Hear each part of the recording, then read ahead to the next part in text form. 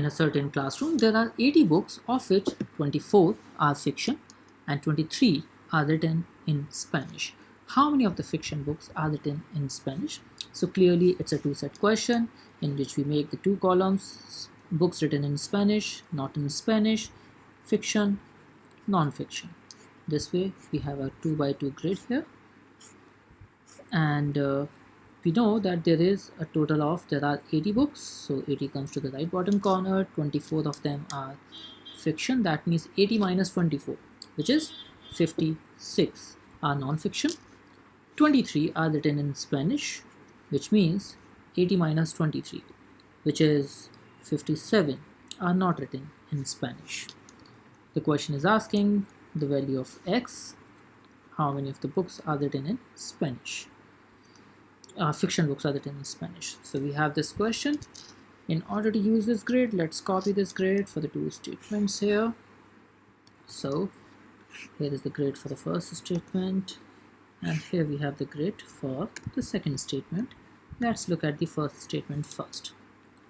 So the first statement says that of the fiction books, that means of these 24 books, there are 6 more that are not written in Spanish than are written in Spanish. There are 6 more that are not written in Spanish than are written in Spanish. So let's assume that if we have X here, then X plus 6 should be here, because the books not written in Spanish is 6 more than the written in Spanish, which means adding the row of the fiction books, we see that X plus 6, which means 2X plus 6 is equal to 24. That gives us X is equal to 9, which means the first statement is sufficient to answer the question because we have got a unique value of X. That leaves us with two options left, option A and option D. Now we have to check the second statement as well. The second statement here says that of the books written in Spanish, that means out of these 23 books, there are 5 more non-fiction books than the fiction books. If fiction books are X, then the non-fiction will be X plus 5.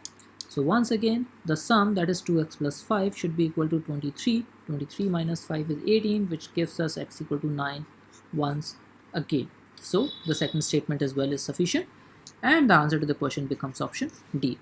And another very important understanding that we need to develop about data sufficiency is that the first and second statement will never ever be in contradiction. And that's what we can see here, that they are both leading us to the same value of X. That will always be evident in any question of data sufficiency which is meant to be there in GMAT.